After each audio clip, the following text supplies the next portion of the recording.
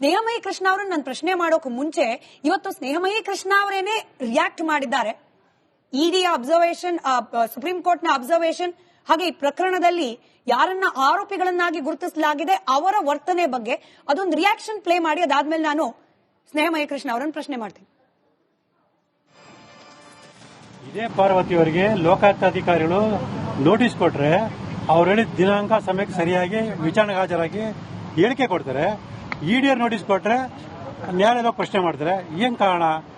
ಇದನ್ನ ಗಂಭೀರವಾಗಿ ಚರ್ಚೆ ಮಾಡಬೇಕಾದ ವಿಚಾರ. ಇಲ್ಲಿ ನೀಡಿದ ಹೇಳಿಕೆನೇ ಅಲ್ಲೂ ಕೊಡುವಂಥದ್ದು. ಈ ತನಿಖಾಧಿಕಾರಿ ಮುಂದೆ ಏನು ವಿಚಾರ ಇದೆ ಅದೇ ವಿಚಾರ ಅಲ್ಲಿ ಹೇಳುವಂಥದ್ದು. ಸೊ ಇದರಲ್ಲಿ ಇಲ್ಲಿ ಏನು ಒಂದು ತಕರಾರು ಮಾಡದೆ ಹೋಗಿ ಹೇಳಿಕೆ ಕೊಡ್ತಾರೆ, ಇಡಿಯರ್ ಕೊಟ್ಟಿದ ತಕ್ಷಣ ಇವರು ಕೋರ್ಟ್ಗೆ ಹೋಗ್ತಾರೆ ಅಂತಂದ್ರೆ ಇಲ್ಲೇ ಸ್ಪಷ್ಟ ಗೊತ್ತಾಗುತ್ತೆ ಇವರು ತನಿಖಾ ಸಂಸ್ಥೆಗಳ ಮೇಲೆ ಯಾವ ರೀತಿಯ ಪ್ರಭಾವಗಳನ್ನು ಬೀರ್ತಾರೆ, ಯಾವ ರೀತಿ ತಮ್ಮ ಒಂದು ಆರೋಪ ತಪ್ಪಿಸುವ ಪ್ರಯತ್ನಗಳು ಮಾಡ್ತಾರೆ. ಅಲ್ಲಿಗೆ ಸ್ನೇಹಮಯಿ ಕೃಷ್ಣ ಅವರೇ ನನ್ನ ಧ್ವನಿ ತಲುಪ್ತಾ ಇದ್ರೆ ಈ ರಾಜಕೀಯ ಪ್ರಭಾವ ಕೇವಲ ಕೇಂದ್ರದ ತನಿಖಾ ಸಂಸ್ಥೆಗಳು ಮಾತ್ರ ಅಲ್ಲ, ರಾಜ್ಯದಲ್ಲಿರೋ ಲೋಕಾಯುಕ್ತದ ಮೇಲೂ ಕೂಡ ಇದೆ ಅನ್ನೋದು ನಿಮ್ಮ ಆರೋಪ. ಅಂದ್ರೆ ಅಲ್ಲಿ ಕೇಂದ್ರ ಆಟ ಆಡ್ತಿದ್ರೆ ಇಲ್ಲಿ ರಾಜ್ಯ ಸರ್ಕಾರ ಆಟ ಆಡ್ತಿದೆ ಅನ್ನೋದು. ಖಂಡಿತ ಮೇಡಮ್, ಅದಕ್ಕೆ ಪೂರಕವಾದ ದಾಖಲಾತಿಗಳು ಕಂಡು ಬಂದೇ ಇದಿಲ್ಲ ಮೇಡಮ್. ಈಗ ಅದಕ್ಕೆ ಸ್ಪಷ್ಟೀಕರಣ ಕೊಡಬೇಕಲ್ಲ. ಈಗ ಅದೇ ನಾನು ಮಾನ್ಯ ಲೋಕಾಯುಕ್ತ ತನಿಖಾಧಿಕಾರಿಗಳು ಯಾವ ರೀತಿ ಸಾಮಾನ್ಯ ಜ್ಞಾನ ಇಲ್ಲದ ರೀತಿಯಲ್ಲಿ ನಡ್ಕೊಂಡಿದ್ದಾರೆ ಅನ್ನೋದನ್ನ ನಾನು ದಾಖಲೆ ಸಮೇತ ಮಾನ್ಯ ನ್ಯಾಯಾಲಯಕ್ಕೆ ಗಮನಕ್ಕೆ ತಂದಿದ್ದೀನಿ. ದಾಖಲಾತಿಗಳು ಕಣ್ ಮುಂದೆ ಇದ್ರು ಕೂಡ ದಾಖಲಾತಿಗಳು ಇಲ್ಲ ಅಂತ ಹೇಳ್ತಾರೆ. ಅವರೇ ದಾಖಲೆ ಕೊಟ್ಟಿರ್ತಾರೆ, ಅದಕ್ಕೆ ಉತ್ತರನೇ ಕೊಡಲ್ಲ. ಕೇವಲ ಎರಡೆರಡು ದಾಖಲೆ ಬಗ್ಗೆ ಹೇಳ್ತೀನಿ ಮೇಡಮ್. ಒಂದು 1996ನೇ ಇಸ್ವಿಯಲ್ಲಿ ದೇವರಾಜ್ ಏನು ನಗರಾಭಿವೃದ್ಧಿ ಸಚಿವರಿಗೆ ದಾಖಲೆ ಕೊಡ್ತಾರೆ, ಮನವಿ ಪತ್ರ ಕೊಡ್ತಾರೆ. ಅದ್ರ ಮನವಿ ಪತ್ರ ಮೇಲೆ ಡಿಸಿ ಒಂದು ಸ್ಪಷ್ಟವಾಗಿ ಉಲ್ಲೇಖ ಇದೆ. ಆದ್ರೆ ಅದನ್ನ ಯಾಕೆ ಬರೆದ್ರು, ಅದ್ರದ್ದು ಏನ್ ಪರಿಣಾಮ ಆಯ್ತು ಅನ್ನೋದ್ರ ಬಗ್ಗೆ ಹೇಳಲ್ಲ. ಮತ್ತೆ ಇನ್ನೊಂದೇನಂದ್ರೆ ಆ ಪತ್ರದ ಮುಖಾಂತರ ಆ 4ನೇ ಆರೋಪಿಗೂ ಮತ್ತೆ ಇತರ ಆರೋಪಿಗಳು ಸಂಪರ್ಕ ಆಯ್ತು ಸ್ಪಷ್ಟವಾಗಿ ಗೊತ್ತಾಗುತ್ತೆ. ಎರಡನೇ ಪತ್ರ 1998ನೇ ಇಸ್ವಿಯಲ್ಲಿ ದೇವರಾಜ ಹೆಸರಲ್ಲಿ ಮಲ್ಲಿಕಾರ್ಜುನ ಸ್ವಾಮಿ ಪತ್ರ ಬರೀತಾರೆ. ಅದಕ್ಕೆ ದೇವರಾಜ ಸಹಿ ಮಾಡಲ್ಲ, ಮಲ್ಲಿಕಾರ್ಜುನ ಸ್ವಾಮಿ ಸೈನ್ ಮಾಡ್ತಾರೆ.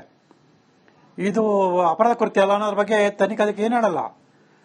ಮತ್ತೆ ಆ ಒಂದು ದಾಖಲೆ 98ರಲ್ಲೂ ಕೂಡ ಈ ಆರೋಪಿಗಳ ಜೊತೆ ಸಂಪರ್ಕ ಆಯ್ತು ಸ್ಪಷ್ಟ ಗೊತ್ತಾಗುತ್ತೆ. ಅದ್ರ ಬಗ್ಗೆನೂ ಉಲ್ಲೇಖ ಮಾಡಲ್ಲ, ಅದ್ರ ಬಗ್ಗೆನೂ ಏನ್ ಹೇಳಲ್ಲ. 2004ರವರೆಗೂ ಅವರಿಬ್ಬರು ಸಂಪರ್ಕನೇ ಇರಲಿಲ್ಲ ಅಂತ ಸುಳ್ಳು ಹೇಳ್ತಾರೆ. ಇಲ್ಲಿ ದೊಡ್ಡ ಸಮಸ್ಯೆ, ನಮ್ಮ ದೇಶದ ಸಮಸ್ಯೆ ತನಿಖಾ ಸಂಸ್ಥೆಗಳ ಬಗ್ಗೆನೇ ಒಂದು ದೊಡ್ಡ ಚರ್ಚೆ ಆಗಬೇಕು, ಅದು ಬದಲಾವಣೆ ಆಗಬೇಕು ಮೇಡಮ್. ನಾವು ಸ್ವತಂತ್ರ ತನಿಖಾ ಸಂಸ್ಥೆಗಳು ಅಂತ ಹೇಳ್ತೀವಿ, ಆದ್ರೆ ಅದು ನನ್ನ ಪ್ರಕಾರ ಸುಳ್ಳು. ಹೆಸರಿಗಷ್ಟೇ ತನಿಖಾ ಸಂಸ್ಥೆಗಳು. ಆದ್ರೆ ತನಿಖಾ ಸಂಸ್ಥೆ ನೇಮಕ ಮಾಡೋದು, ವರ್ಗಾವಣೆ ಮಾಡೋದು ಎಲ್ಲರೂ ಕೂಡ ಯಾರ ಅಧಿಕಾರದಲ್ಲಿ ಇರ್ತಾರೆ ಅವರುಗಳೇ. ಉದಾಹರಣೆಗೆ ಹೇಳಬೇಕು ಅಂದ್ರೆ ಇದೇ ಮೈಸೂರು ಲೋಕಾಯುಕ್ತ SP ಆಗಿದೆ ಅಂತ ಸಜ್ಜಿತ್ ರವರು ಈ ಆರೋಪಿಗಳಿಗೆ ಸಹಾಯಕಾರ ಮಾಡಿರೋ ಕಾರಣಕ್ಕೆ ಇವತ್ತು ಅವರು ಬೆಂಗಳೂರಲ್ಲಿ DCP ಆಗಿದ್ದಾರೆ, ಒಂದು ಉನ್ನತ ಹುದ್ದೆಲಿದ್ದಾರೆ. ಇದರ ಸಾಕಷ್ಟು ಉದಾಹರಣೆಗಳಿದೆ. ಹಾಗಾಗಿ ಮಾನ್ಯ ನ್ಯಾಯಮೂರ್ತಿಗಳು ಇವತ್ತು ಅವ್ರು ಮೌಖಿಕವಾಗಿ ಹೇಳೋದ್ರ ಜೊತೆಗೆ ಒಂದು ಲಿಖಿತವಾಗಿ ಒಂದು ಆದೇಶ ಮಾಡಿ ಚೆನ್ನಾಗಿರ್ತಿತ್ತು ಅನ್ಸುತ್ತೆ. ಸ್ವತಂತ್ರ ತನಿಖಾ ಸಂಸ್ಥೆಗಳು ಯಾವ ರೀತಿ ಕೆಲಸ ಮಾಡಬೇಕು, ಯಾವ ನಿಯಮಗಳನ್ನ ಅಳವಡಿಸ್ಕೊಳ್ಬೇಕು ಅನ್ನೋದ್ರ ಬಗ್ಗೆ ಒಂದು ಮಾರ್ಗದರ್ಶನದ ರೀತಿಯಲ್ಲಿ ಒಂದು ಆದೇಶ ಮಾಡಿದ್ರೆ ಚೆನ್ನಾಗಿರ್ತಿತ್ತು. Correct sir. ಇವಾಗ ಬಿಜೆಪಿ ವಕ್ತಾರರು ಹೇಳ್ತಿದ್ದು ಅದನ್ನೇ, ಆರ್ಡರ್ ಪಾಸ್ ಮಾಡಿಲ್ಲ, ಇದು ಕೇವಲ ಅಬ್ಸರ್ವೇಷನ್ ಹೇಳಿದ್ದಾರೆ ಅಂತ ಹೇಳಿ ಬಿಜೆಪಿ ವಕ್ತಾರರು ಹೇಳ್ತಾ ಇದ್ರು. ಕರೆಕ್ಟ್. ಸ್ನೇಹಮಯಿ ಕೃಷ್ಣ ಅವರೇ ವಾಪಸ್ ಬರ್ತೀನಿ. ಶತಪತಿ ಶಿವಣ್ಣ ಅವರೇ ನನ್ನ ಧ್ವನಿ ತಲುಪ್ತಾ ಇದ್ರೆ ಇವಾಗ ದೂರುದಾರರು ಅವರಿಗೆ ಪೊಲಿಟಿಕಲ್ ಲೀನಿಯನ್ಸೋ ಅಥವಾ ದ್ವೇಷನೋ ಅದನ್ನೆಲ್ಲ ಪಕ್ಕಕ್ಕಿಟ್ಟು ಆಸ್ ಅ ಲಾಯರ್ ಇದಕ್ಕೆ ಉತ್ತರ ಕೊಡಿ. ಒಬ್ಬ ದೂರುದಾರ ಹೇಳ್ತಿದ್ದಾರೆ, ಎರಡು ಕಡೆ ದೂರಿತ್ತಪ್ಪ, ಒಂದ್ ಕಡೆ ಲೋಕಾಯುಕ್ತ, ಇನ್ನೊಂದ್ ಕಡೆ ಇಡಿ, ಎರಡೂ ತನಿಖಾ ಸಂಸ್ಥೆಗಳು. ಲೋಕಾಯುಕ್ತದ ಮುಂದೆ ವಿಚಾರಣೆಗೆ ಹಾಜರಾಗುವವರಿಗೆ ಮತ್ತೊಂದು ತನಿಖಾ ಸಂಸ್ಥೆ ಮುಂದೆ ಹಾಜರಾಗ್ಲಿಕ್ಕೆ ಏನ್ ಭಯ? ಯಾಕದಕ್ಕೆ ಸುಪ್ರೀಂ ಕೋರ್ಟ್ ವರೆಗೂ ಹೋಗ್ಬೇಕು? ಪ್ರಶ್ನೆ ಸಿಂಪಲ್ ಇದೆ. ಇಲ್ಲ, ಮೊಟ್ಟ ಮೊದಲನೇದಾಗಿ ಸರ್ವೋಚ್ಚ ನ್ಯಾಯಾಲಯ ಇವತ್ತು ನೀಡಿರುವಂತಹ ತೀರ್ಪನ್ನ ನಾವೆಲ್ಲರೂ ಸ್ವಾಗತಿಸ್ತೇವೆ, ನಾವೆಲ್ಲರೂ ತಲೆಬಾಗ್ಬೇಕು ಕೂಡ. ಮಾನ್ಯ ಮುಖ್ಯಮಂತ್ರಿಗಳು ಕಳೆದ 1 ವರ್ಷಗಳ ಕಾಲದಿಂದ ಸತತವಾಗಿ ಕಾನೂನು ಹೋರಾಟ ಮಾಡ್ಕೊಂಡು ಬರ್ತಾ ಇದ್ದಾರೆ. ಆ ಕಾನೂನು ಹೋರಾಟದಲ್ಲಿ ಇವತ್ತಿಗೆ ಅವ್ರಿಗೆ ಒಂದ್ ತಕ್ಕ ಮಟ್ಟಕ್ಕೆ ಜಯ ಸಿಕ್ಕಿದೆ ಅಂತ ನಾನು ಹೇಳಬಲ್ಲೆ. ಇವಾಗ ಲೋಕಾಯುಕ್ತ ಯಾಕೆ ಅಂತ ಕೇಳಿದ್ರೆ, ನಾವು ಗವರ್ನರ್ ಆರ್ಡರ್ ನ ಚಾಲೆಂಜ್ ಮಾಡ್ಕೊಂಡು ಹೈಕೋರ್ಟ್ಗೆ ಹೋಗಿದ್ವಿ. ಅವಾಗ ಹೈಕೋರ್ಟ್ ಏನ್ ಹೇಳಿದ್ರು, ಇಲ್ಲ ಗವರ್ನರ್ ಆರ್ಡರ್ ಸರಿ ಇದೆ, ನೀವು ತನಿಖೆಗೆ ಒಳಗಾಗಿ ಅಂತ ಹೇಳಿದ್ವಿ. ಲೋಕಾಯುಕ್ತ ನೇಮಕ ಮಾಡಿದ್ಯಾರು? ಸ್ಪೆಷಲ್ ಕೋರ್ಟ್ ಲೋಕಾಯುಕ್ತದಿಂದ ತನಿಖೆ ಆಗ್ಲಿ, ಸ್ನೇಹಮಯಿ ಕೃಷ್ಣ ಅವ್ರು ಕೊಟ್ಟಿರುವ ದೂರನಲ್ಲೇ ಅವ್ರ ಪ್ರೇಯರ್ ಇದ್ದಿದ್ದು ಲೋಕಾಯುಕ್ತ ಅವ್ರು ಕೊಡಿ ಅಂತ. ಲೋಕಾಯುಕ್ತ ಅವ್ರು ತನಿಖೆ ಸ್ಟಾರ್ಟ್ ಮಾಡಿದ್ರು. ಅವಾಗ ಬೇಡ ನಮಗೆ ಲೋಕಾಯುಕ್ತ ಅಂದ್ರೆ ಆಗಲ್ಲ, ಇಡಿ ಕೊಡಿ ಅಂತ ಸ್ನೇಹಮಯಿ ಕೃಷ್ಣ ಅವರು ಹೈಕೋರ್ಟ್ ಅಲ್ಲಿ ಅರ್ಜಿ ಹಾಕ್ತಾರೆ.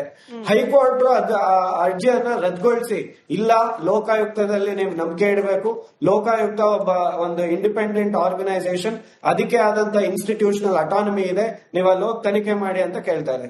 ಇವಾಗ ತನಿಖೆ ಮಾಡ್ತಾ ಇದ್ದಾರೆ ಲೋಕಾಯುಕ್ತ ಅವರು ಕೋರ್ಟ್ಗೆ ಅರ್ಜಿ ಅವ್ರ ರಿಪೋರ್ಟ್ ಅನ್ನ ಸಲ್ಲಿಸಿದ್ದಾರೆ. ಫೈನಲ್ ರಿಪೋರ್ಟ್ ಸಲ್ಲಿಸಿಲ್ಲ, ಇಂಟ್ರಿಮ್ ರಿಪೋರ್ಟ್ ಅನ್ನ ಸಲ್ಲಿಸಿ ಇದರಲ್ಲಿ ಯಾವುದೇ ತರಹದ ಮಾನ್ಯ ಮುಖ್ಯಮಂತ್ರಿಗಳಾಗ್ಲಿ ಅಥವಾ ಅವ್ರ ಕುಟುಂಬಸ್ಥರಾಗ್ಲಿ ಅವ್ರಿಗೆ ಯಾವುದೇ ತರಹದ ಪಾತ್ರ ಇಲ್ಲ ಅಂತ ರಿಪೋರ್ಟ್ ಹಾಕಿದ್ದಾರೆ. ಅದನ್ನ ಚಾಲೆಂಜ್ ಮಾಡಕ್ಕೆ ಸ್ನೇಹಮಯಿ ಕೃಷ್ಣ ಅವ್ರಿಗೆ ಅವಕಾಶ ಇದೆ. ಇವಾಗ ಎನ್ಫೋರ್ಸ್ಮೆಂಟ್ ಡೈರೆಕ್ಟರೇಟ್ ಈ ಪ್ರಕರಣದಲ್ಲಿ ಯಾವಾಗ ಬರಕ್ ಸಾಧ್ಯ?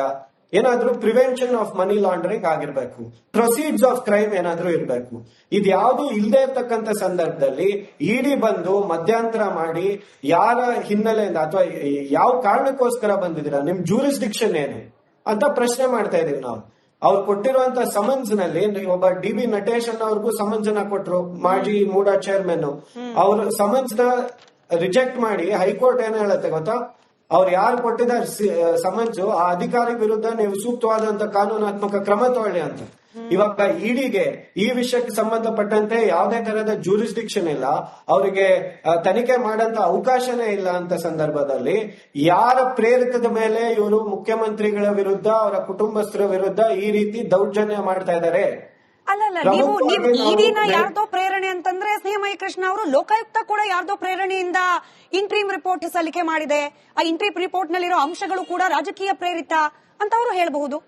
ನೀವ್ ಹೇಳಿ, ಅವ್ರು ಆಲ್ರೆಡಿ ಕೋರ್ಟ್ ನಲ್ಲಿ ಅರ್ಜಿ ಸಲ್ಲಿಸಿದ್ದಾರೆ. ಆ ಅರ್ಜಿ ಮೇಲೆ ನಿಮಿಷ ಸ್ನೇಹಮಯಿ ಅವರೇ, ಬಿ ರಿಪೋರ್ಟ್ ಗೆ ಅಥವಾ ಏನ್ ರಿಪೋರ್ಟ್ ಹಾಕಿದ್ದಾರೆ ಅದಕ್ಕೆ ಅವ್ರ ತಕರಾರನ್ನ ಹಾಕಿದ್ದಾರೆ. ಅದು ಕೋರ್ಟ್ ದಯವಿಟ್ಟು ನೀವು ಸತ್ಯ ಹೇಳಿ. ಮಧ್ಯಂತರ ವರದಿ ಅಂತ ಅವ್ರು ಸಲ್ಲಿಸಿಲ್ಲ, ಅಂತಿಮ ವರದಿ ಅಂತ ಸಲ್ಲಿಸಿದ್ದಾರೆ. ಸುಳ್ಳು ಹೇಳ್ಬೇಡಿ ಇವತ್ತು ರಾಜ್ಯ ಜನತೆಗೆ. ಒಂದ್ ನಿಮಿಷ, ಅವ್ರು ಅಂತಿಮ ವರದಿ ಅಂತ ಸಲ್ಲಿಸಿದಾರೆ, ಮಧ್ಯಂತರ ವರದಿ ಅಂತ ಸಲ್ಲಿಸಿದಾರೆ, ಅದನ್ನ ಹೇಳಿ ನೀವು ಸ್ಪಷ್ಟವಾಗಿ. ಕೋರ್ಟ್ ಅಲ್ಲಿ ಅವ್ರಿಗೆ ಅವಕಾಶ ಇದೆ.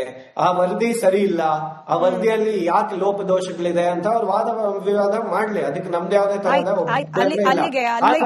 93 ಇಂದ ಲ್ಯಾಂಡ್ ಅಕ್ವಿಸಿಷನ್ ಪ್ರಾಸೆಸ್ ಏನ್ ಸ್ಟಾರ್ಟ್ ಆಯ್ತು, 98 ಅಲ್ಲಿ ಡಿನೋಟಿಫಿಕೇಶನ್ ಆಯ್ತು, 2004-05 ಅಲ್ಲಿ ಕನ್ವರ್ಷನ್ ಆಯ್ತು, 2009 ಗಿಫ್ಟ್ ಡೀಡ್ ಆಯ್ತು, 21 ಅಲ್ಲಿ ಬಿಜೆಪಿ ಸರ್ಕಾರ ಇರಬೇಕಾದ ಸಂದರ್ಭದಲ್ಲಿ ಬಸವರಾಜ ಬೊಮ್ಮಾಯಿ ಅವರು ಮಾನ್ಯ ಮುಖ್ಯಮಂತ್ರಿ ಆಗಿರ್ತಕ್ಕಂಥ ಸಂದರ್ಭದಲ್ಲಿ ಪಾರ್ವತಿ ಅವ್ರನ್ನ ಕರೆದು 14 ನಿವೇಶನಗಳನ್ನ ಕೊಡ್ತಾರಲ್ಲ, ಇದ್ರಲ್ಲಿ ಯಾವುದೂ ಕೂಡ ಮಾನ್ಯ ಮುಖ್ಯಮಂತ್ರಿಗಳು ಸಿದ್ದರಾಮಯ್ಯ ಅವರು ಅಥವಾ ಅವರ ಕುಟುಂಬಸ್ಥರು ಯಾವುದೇ ತರ ಕೈವಾಡ ಇಲ್ಲ. ಇದಕ್ಕೂ ಮೂಡ ನೀವ್ ಹೇಳ್ತಿದ್ದೀರಿ ಸರ್, ಅದು ನೀವ್ ಹೇಳ್ತಿದ್ದೀರಿ as a lawyer, but let me again, ಅಲ್ಲಲ್ಲ ನೀವ್ ಹೇಳ್ತಿದ್ದೀರಿ ಸರಿಯೇ, ಆದ್ರೆ ನನ್ನ ವೀಕ್ಷಕರಿಗೆ ನೀವೇ ಹೇಳಿದ ಮಾತನ್ನು ಮತ್ತೊಂದ್ಸತಿ ರಿಮೈಂಡ್ ಮಾಡ್ತೀನಿ ಸರ್. ಇಡಿನ ಯಾರ್ದೋ ಪ್ರೇರಣೆ ಅಂತಂದ್ರೆ ಸ್ನೇಹಮಯಿ ಕೃಷ್ಣ ಅವರು ಲೋಕಾಯುಕ್ತ ಕೂಡ ಯಾರ್ದೋ ಪ್ರೇರಣೆಯಿಂದ ಇಂಟ್ರೀಮ್ ರಿಪೋರ್ಟ್ ಸಲ್ಲಿಕೆ ಮಾಡಿದೆ, ಆ ಇಂಟ್ರೀಮ್ ರಿಪೋರ್ಟ್ ನಲ್ಲಿರೋ ಅಂಶಗಳು ಕೂಡ ರಾಜಕೀಯ ಪ್ರೇರಿತ ಅಂತ ಅವರು ಹೇಳಬಹುದು. ನೀವ್ ಹೇಳಿ, ಅವ್ರು ಆಲ್ರೆಡಿ ಕೋರ್ಟ್ ನಲ್ಲಿ ಅರ್ಜಿ ಸಲ್ಲಿಸಿದ್ದಾರೆ. ಆ ಅರ್ಜಿ ಮೇಲೆ ನಿಮಿಷ ಸ್ನೇಹಮಯಿ ಅವರೇ, ಬಿ ರಿಪೋರ್ಟ್ ಗೆ ಅಥವಾ ಏನ್ ರಿಪೋರ್ಟ್ ಹಾಕಿದ್ದಾರೆ ಅದಕ್ಕೆ ಅವ್ರ ತಕರಾರನ್ನ ಹಾಕಿದ್ದಾರೆ. ಅದು ಕೋರ್ಟ್ ದಯವಿಟ್ಟು ನೀವು ಸತ್ಯ ಹೇಳಿ. ಮಧ್ಯಂತರ ವರದಿ ಅಂತ ಅವ್ರು ಸಲ್ಲಿಸಿಲ್ಲ, ಅಂತಿಮ ವರದಿ ಅಂತ ಸಲ್ಲಿಸಿದ್ದಾರೆ. ಸುಳ್ಳು ಹೇಳ್ಬೇಡಿ ನೀವು ರಾಜ್ಯ ಜನತೆಗೆ. ಒಂದ್ ನಿಮಿಷ, ಅವ್ರು ಅಂತಿಮ ವರದಿ ಅಂತ ಸಲ್ಲಿಸಿದಾರೆ, ಮಧ್ಯಂತರ ವರದಿ ಅಂತ ಸಲ್ಲಿಸಿದಾರೆ, ಅದನ್ನ ಹೇಳಿ ನೀವು ಸ್ಪಷ್ಟವಾಗಿ. ಕೋರ್ಟ್ ಅಲ್ಲಿ ಅವ್ರಿಗೆ ಅವಕಾಶ ಇದೆ. ಆ ವರದಿ ಸರಿ ಇಲ್ಲ, ಆ ವರದಿಯಲ್ಲಿ ಯಾಕೆ ಲೋಪದೋಷಗಳಿದೆ ಅಂತ ಅವ್ರು ವಾದ ವಿವಾದ ಮಾಡ್ಲಿ, ಅದಕ್ಕೆ ನಮ್ದು ಯಾವುದೇ ತರಹದ 93 ಇಂದ ಲ್ಯಾಂಡ್ ಅಕ್ವಿಸಿಷನ್ ಪ್ರಾಸೆಸ್ ಏನ್ ಸ್ಟಾರ್ಟ್ ಆಯ್ತು, 98 ಅಲ್ಲಿ ಡಿನೋಟಿಫಿಕೇಶನ್ ಆಯ್ತು, 2004-05 ಅಲ್ಲಿ ಕನ್ವರ್ಷನ್ ಆಯ್ತು, 2009 ಗಿಫ್ಟ್ ಡೀಡ್ ಆಯ್ತು, 21 ಅಲ್ಲಿ ಬಿಜೆಪಿ ಸರ್ಕಾರ ಇರಬೇಕಾದ ಸಂದರ್ಭದಲ್ಲಿ ಬಸವರಾಜ ಬೊಮ್ಮಾಯಿ ಅವರು ಮಾನ್ಯ ಮುಖ್ಯಮಂತ್ರಿ ಆಗಿರ್ತಕ್ಕಂಥ ಸಂದರ್ಭದಲ್ಲಿ ಪಾರ್ವತಿ ಅವ್ರನ್ನ ಕರೆದು 14 ನಿವೇಶನಗಳನ್ನ ಕೊಡ್ತಾರಲ್ಲ, ಇದ್ರಲ್ಲಿ ಯಾವುದೂ ಕೂಡ ಮಾನ್ಯ ಮುಖ್ಯಮಂತ್ರಿಗಳು ಸಿದ್ದರಾಮಯ್ಯ ಅವರು ಅಥವಾ ಅವರ ಕುಟುಂಬಸ್ಥರು ಯಾವುದೇ ತರ ಕೈವಾಡ ಇಲ್ಲ. ಇದಕ್ಕೂ ಮೂಡ ನೀವ್ ಹೇಳ್ತಿದ್ದೀರಿ ಸರ್, ಅದು ನೀವ್ ಹೇಳ್ತಿದ್ದೀರಿ as a lawyer, but let me again, ಅಲ್ಲಲ್ಲ ನೀವ್ ಹೇಳ್ತಿದ್ದೀರಿ ಸರಿಯೇ, ಆದ್ರೆ ನನ್ನ ವೀಕ್ಷಕರಿಗೆ ನೀವೇ ಹೇಳಿದ ಮಾತನ್ನು ಮತ್ತೊಂದ್ಸತಿ ರಿಮೈಂಡ್ ಮಾಡ್ತೀನಿ ಸರ್.